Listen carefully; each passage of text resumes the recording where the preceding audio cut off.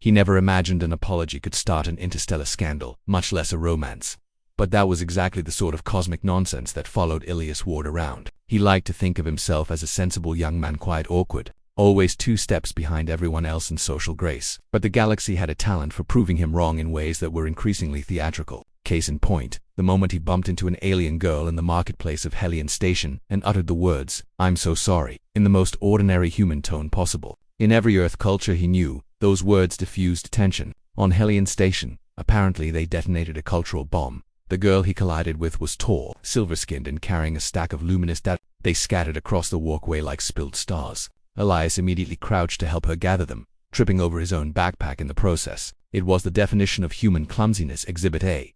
He apologized again of instinct, guilt, and the fear of having ruined someone's expensive day. But she froze at the sound, and her pupils dilated into bright rings. Before he could ask if she was okay, the girl dropped to one knee and pressed her palm to her chest as if swearing to the cosmic void itself. He had no idea what was happening. He just knew it wasn't normal. People on the station slowed down. Some even gasped, and a few scuttled away like witnesses to a relationship disaster they wanted no part of. Elias knew he'd messed up somehow, but he didn't know if it was legal trouble, cultural trouble, or worst-case scenario, the romantic kind of trouble. The girl finally stood, her silver hair shimmering as she bowed her head deeply toward him. "I accept," she whispered. Elias blinked. "You accept what?" Her cheeks flushed pale blue, a color that apparently meant something dramatic. She reached out and gently, carefully, touched 2 fingers to his wrist, the same way someone might handle an explosive device they hoped was stable. "Your vow, of course."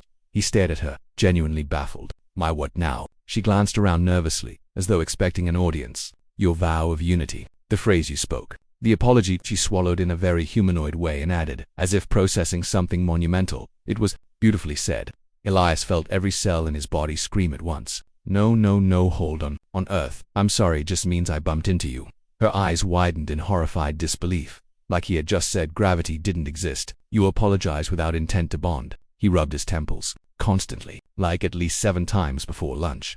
She swayed. "Your people must have chaos in their blood." "Extremely," he sighed. She introduced herself as Lyra Selene of the Ether, a species known throughout the galaxy for being composed, serene, and romantically ceremonial. In contrast, humans were known for being loud, chaotic, and romantically improvised. The 2 species were never meant to collide in a marketplace, but here they were, standing in the aftermath of a cultural misunderstanding that made both of them utterly uncertain of what came next. Lyra insisted she hadn't misunderstood. According to her, a formal apology spoken in earnest and accompanied by eye contact was an ancient ethery ritual phrase of private, intimate commitment. Elias had uttered it loudly, in public.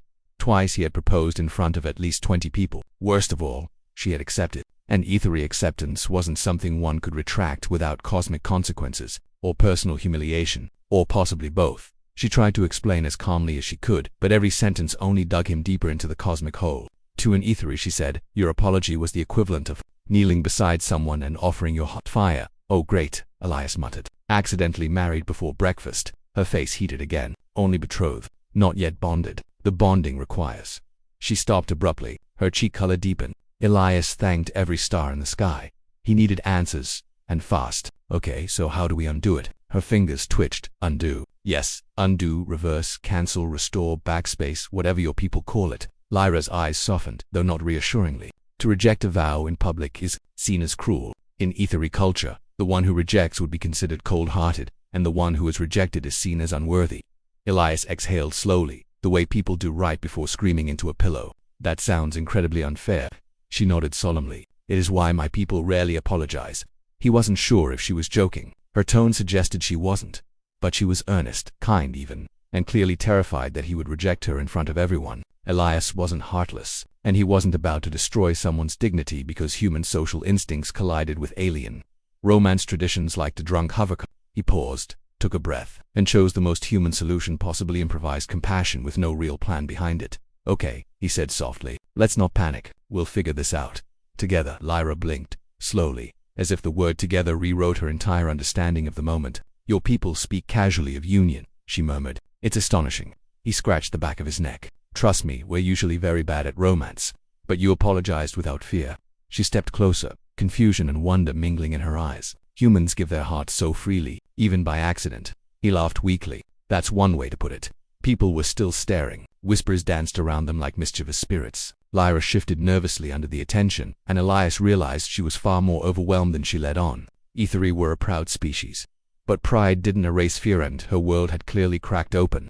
The moment a clueless human collided with her, he straightened, put on his best comforting smile, and offered his hand. "Let's get out of here before someone throws rice." She took his hand, but the way she gasped softly told him that gesture meant something, too. He was definitely in trouble.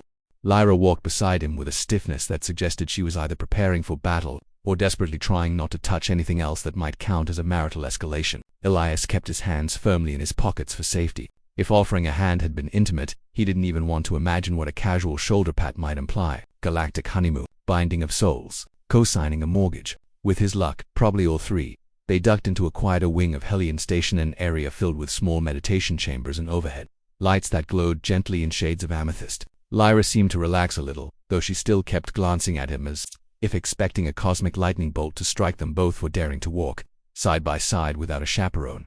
Elias cleared his throat. "Okay, so we need to discuss the vow thing." Lyra folded her hands in front of her, fingers interlocked in a way that looked very ceremonial. "Yes, we must determine how to maintain your dignity while minimizing the damage to mine." He winced. Coming from anyone else, that might have sounded like a harsh joke. Coming from Lyra, it was sincere concern tinted with embarrassment. "You won't lose dignity," he said. "It was my mistake." "No," she corrected gently. "It was both of ours. You spoke without knowing the weight of your words, and I reacted too quickly." She glanced away. "I should not have accepted so instantly. It was improper, right?" Elias murmured. "Because accepting a marriage proposal from a stranger is normally—" She turned bright blue. A moment of deep deliberation, an emotional courage. Then, with a lower voice, "Your apology was very earnest." He felt warmth crawl up his neck. "It was just an apology. For humans," she said. "But for us, earnestness is intimate." Her voice dimmed to a whisper. "It felt like you offered me something sacred." He didn't know what to say to that. He hadn't meant anything profound. But hearing that his normal instinct to say sorry had struck her heart with seismic impact made him feel strangely exposed. Not in a bad way, just in a way that made him want to be careful with her. Still, he needed clarity. "Lyra, what exactly happens if we pretend the vow never happened?" She didn't answer immediately. Her silver eyes traced the floor, the walls, anywhere that didn't hold his gaze. When she finally spoke, her voice trembled in a way he hadn't heard from her before. "I am on this station alone," she said. "My delegation returned to Eth. I stayed behind to complete my studies in diplomacy." Her hands tightened. "If word spreads that I offered acceptance without proper cause, or that a human rejected me publicly, it will reflect poorly on my discipline. Worse, it may imply I mismanaged my emotional control." Elias frowned. "Emotional control. Aethery are expected to be composed, balanced, efficient in thought and behavior." She gave a tiny, ironic laugh. "Falling in love is considered an interruption." His eyebrows rose. "Wait, love is frowned on." "No," she said quickly. "It's revered, but it is meant to be deliberate, slow, ritualistic." She glanced at him, then looked away again. "What I did was neither slow nor deliberate." He understood then the embarrassment wasn't just cultural, it was personal. She had responded instinctively. Emotionally, she had reacted like a human. He softened. "Lyra, nobody's going to judge you for getting startled by a strange guy crashing into you." "You don't understand," she murmured. "Aethery do not get startled. We anticipate. We observe." She swallowed. "I have never reacted so impulsively in my life." Elias rubbed the back of his neck. "Then we'll handle this privately." He paused. "How do you say no hard feelings in Aethery?" Her eyes flicked to his. "You place your palm above your heart and declare, 'My path returns to mine alone.'" "Okay," he said, placing his hand on his chest. "My path." She grabbed his wrist so fast it startled him. "Don't say it." "Aethery are expected to be composed, balanced, efficient in thought and behavior." She gave a tiny, ironic laugh. "Falling in love is considered an interruption." His eyebrows rose. "White love is frowned on." "No," she said quickly. "It's revered, but it is meant to be deliberate, slow, ritualistic." She glanced at him, then looked away again. "What I did was neither slow nor deliberate." He understood then the embarrassment wasn't just cultural, it was personal. She had responded instinctively, emotionally. She had reacted like a human. He softened. "Lyra, nobody's going to judge you for getting startled by a strange guy crashing into you." "You don't understand," she murmured. "Aethery do not get startled. We anticipate. We observe." She swallowed. "I have never reacted so impulsively in my life." Elias rubbed the back of his neck. "Then we'll handle this privately." He paused. "How do you say no hard feelings in Aethery?" Her eyes flicked to his. "You place your palm above your heart and declare, 'My path returns to mine alone.'" "Okay," he said, placing his hand on his chest. "My path." She grabbed his wrist so fast it startled him. "Don't say it." He froze. "Okay, not saying it." Lyra inhaled a shaking breath, realizing she'd nearly caused another catastrophic faux pas. I apologize, she said quietly. He grinned. Careful, that might be a human proposal. Her cheeks glowed sky blue. Please, do not joke right now. My nerves cannot handle it. He softened the smile but didn't fully drop it. Humor was a human reflex, and she seemed more soothed by his levity than harmed by it. Her breathing steadied. She looked at him more directly, without flinching. Maybe, he suggested gently, we don't rush to undo anything yet. Let's just take a moment, breathe, figure out the least dramatic path forward. Lyra blinked. You would spare me the shame of immediate rejection. Lyra, I'm not rejecting you. He hesitated. I just don't want you forced into something because of a misunderstanding, and I don't want to exploit your customs. Something in her expression softened like a thaw spreading across an icy surface. You speak with warmth even in confusion, she whispered. Humans are terrifying. He snorted. We get that a lot.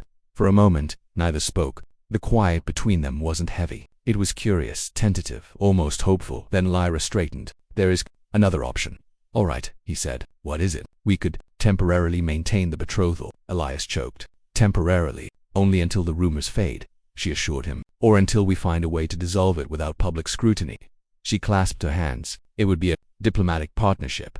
A fake engagement, he translated. An arrangement of mutual benefit, she corrected, cheeks glowing again. But only if you agree. Only if you are comfortable. He wasn't comfortable. Not even close. He was a universe away from comfortable. But looking at her awkward, anxious, trying so hard to keep dignity intact, he felt the absurd human instinct to protect someone who'd wandered into emotional quicksand. A temporary engagement might ruin his sanity, but it would save her pride. Okay, he said finally, exhaling the words like a man stepping into deep water. I'll help you. Lyra stared at him. Truly stared, like she couldn't believe he'd just volunteered for this cosmic disaster. Humans, she breathed, are either saints or madmen. He grinned. Why not both? She didn't smile, but something sparkled in her eyes, something warm, something relieved, something dangerously close to affection. Very well, she said softly, then we are temporarily bound. And just like that, Elias realized he wasn't in trouble anymore. He was in the plot of a romantic interstellar farce. Elias had always assumed he would embarrass himself someday in front of an alien delegation. He just didn't think it would happen while pretending to be engaged, or that he'd be walking into the station's diplomatic atrium with Lyra's arm linked through his, her posture elegant and his posture screaming, please don't let me accidentally consummate something by breathing wrong. Lyra didn't seem embarrassed anymore. If anything, she looked calm, like someone walking into a battlefield knowing the enemy would hesitate to shoot because she brought emotional ammunition they couldn't decode. Remember, she murmured as they stepped beneath the shimmering archway. Do not bow, do not offer your hand, do not say I'm sorry, and do not make prolonged eye contact with my superior. That's like 90% of my personality, he whispered then. Use the remaining 10% wisely. The atrium was crowded etheric, diplomats in flowing silver garments, station staff from half a dozen species, and a few humans scattered around looking painfully normal. Lyra guided him toward a circular platform, ignoring the stairs. A few Etheri whispered behind their hands, their eyes fixed on Elias in a mixture of fascination and horror. He leaned toward her. They look like they're expecting me to explode. They are, she replied softly. A sudden emotional surge from a human could destabilize the entire room. He blinked. Emotion. Yes, we evolved around harmony. Emotional extremes are potent. So humans are basically emotional supernova. That is an accurate assessment. He swallowed. I am begging you to tell me if I'm about to accidentally supernova. I will do my best to intercept any detonation. That didn't reassure him. Lyra stopped as a tall, imposing Etheri approached. His robe shimmered with an authority that Elias instinctively recognized even before. Lyra inhaled sharply. That is Captain Sarian, she murmured. He oversees my discipline. Your discipline, Elias whispered back. Like your boss. Like my cultural and emotional guardian. Fantastic. What a great day to accidentally marry you. Lyra stepped forward, bowing her head in the exact way she told Elias not to bow. Saren's silvery eyes turned toward Elias, assessing, dissecting, judging. You are the human, Sarian said, his voice smooth and cold, the one who has bound himself to our Lyra. Elias opened his mouth. Nothing intelligent came out. Unhung. Sarian's gaze shifted to Lyra. You moved with concerning haste. She stiffened. The moment was sincere. Sarian's eyes narrowed. Sincerity is not an excuse for recklessness. Elias felt something flare in his chest, not anger. Exactly, but a protective spark. Lyra had been nervous for days, worrying about losing dignity or disappointing her people. Hearing Sarian scold her publicly twisted something in him. Actually, Elias said before he could stop himself, she wasn't reckless. I startled her. It was my fault. Lyra shot him a panicked glance. Sarian looked at him as though he'd spoken in thunder. You claim responsibility? Sarian asked slowly. Elias hesitated. Yes, Sarian's robe shifted, a subtle sign Elias didn't understand until Lyra let out a tiny gasp. What did I do? Elias whispered. Lyra, what did I just do? She whispered back. You invoked the Protector's declaration. Oh no, he mouthed. What does that mean? Am I in trouble? Are you in trouble? Is the entire station in trouble? Sarian spoke before Lyra could answer. Human Elias. The captain's voice had softened barely but noticeably. Few outside our people have ever invoked such a bond. It is an affirmation of emotional guardianship that sounds good, Elias said weakly. It is an intimate pledge. Less good, much less good. Sarian approached closer, towering over him. Etheri do not take such declarations lightly. You claim fault but also protection. You accepted responsibility for her emotional state. Elias swallowed hard. I was just trying to help. Humans often cause chaos by accident, Sarian said. It appears you also bind yourselves by accident. Lyra's voice was soft, almost trembling. Captain, please do not misinterpret. I do not misinterpret, Sarian said. The human's intent is irrelevant. His declaration stands, Elias whispered. Lyra, what did I just promise? She didn't answer immediately. Her throat worked, her cheeks glowing with confused emotion. When she finally found her voice, it sounded like she was confessing something dangerously tender. You pledged to shield my heart. His breath caught. He stood there, stunned, as the meaning washed over him, not romantic necessarily, but deeply personal, deeply binding, something primal in Etheri culture. Sarian turned away, his voice echoing across the atrium. Let all present bear witness. The bond between Lyra of the Silver Path and Elias of Earth stands recognized. There was a collective gasp. Elias whispered. Lyra, I thought we were doing a fake engagement. We were, she whispered, mortified. Now we are. Significantly more engaged. Is there a word for engaged but not romantically engaged but culturally, spiritually, and legally entangled in 17 different ways? Yes, she said. Etheri call it pre-binding. That sounds worse. It is worse. Do humans survive this? Rarely. Elias stared at her. She stared back, both horrified and strangely relieved, almost as if, deep down, part of her had feared he wouldn't defend her. Sarian lifted a hand. The atrium hushed. You will both meet with me tomorrow, he declared. We must evaluate the nature of this union. Elias squeaked. Lyra bowed her head. As you command. When Sarian finally left, the room buzzed with whispers. Lyra turned to Elias with a shaky breath. I am sorry, she said. This has spiraled far beyond temporary. It's okay, he said, trying to smile despite the existential panic. At this point, I'm just along for the ride. She blinked, then laughed, a soft, incredulous sound. You are taking this better than I expected. Lyra, he said dryly. I've survived 3 human family reunions. Your culture can't be worse. She stared at him with a look he couldn't decipher, something soft, adoring, disbelieving. You truly are dangerous, she whispered. No wonder humans reshape galaxies. Elias flushed. Please don't quote that at me. I'm barely reshaping my morning. But Lyra didn't look embarrassed anymore. If anything, she looked hopeful, and that terrified him more than any cosmic misunderstanding. He didn't mean for the confession to slip out. But humans have a terrible habit of speaking from the chest before the brain has a chance to veto anything. And so, in the dim hum of the alien starship's medbay after hours of chaos, misunderstandings, accidental intimacy rituals, and far more adrenaline than one boy should absorb in a night, he simply said it. I didn't want you hurt, he murmured. Not for a second. Not ever again. It wasn't poetry, not even close. But for her species, for a culture where emotional restraint was considered sacred and declarations were only offered after decades of calculated compatibility analysis, it hit harder than any ceremonial vow. She froze as though gravity had suddenly doubled. Her pupils glowed, then dilated in a way he had learned to slowly meant catastrophic emotional overload. For a heartbeat he wondered if she was about to faint, combust, or begin another ritual he definitely wasn't prepared for.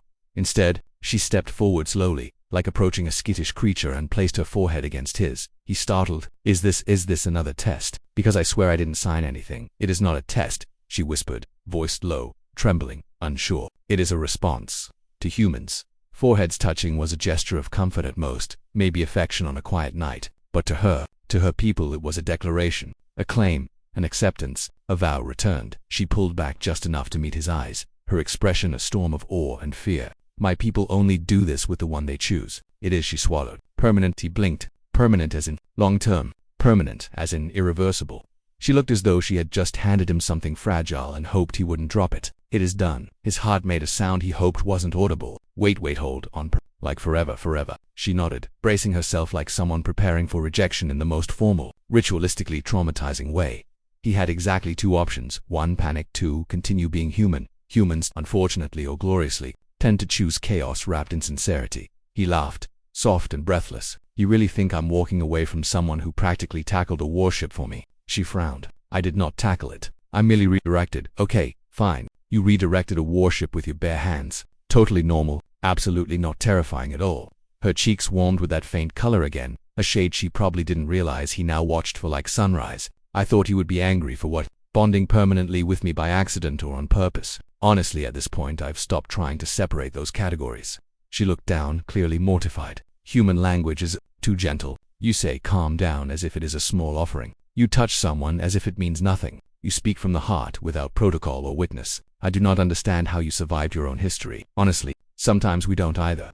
Her laugh was quiet, but it softened the air around them in a way no technology could reproduce. He reached out, not touching her yet, just offering a hand the way humans always did, silently, without ceremony. She hesitated, because the last time he'd done this, she'd interpreted it as a challenge of intimate compatibility. But when she finally placed her hand in his, her fingers curled with instinct, not tradition. What happens now? He asked gently. She took a long breath. Now I must complete the bond, he blanched. Complete? Like there's more. How much more? She paused. It is complicated. How complicated? It involves declarations and possibly witnesses. Witnesses? Like people watching? Absolutely not. She gave him a helpless look. We do not perform anything physical. We merely stand side by side, and side by side I can do and recite intentions. Intentions? Yes, lifelong intentions. He pinched the bridge of his nose. You mean vows? You mean marriage vows?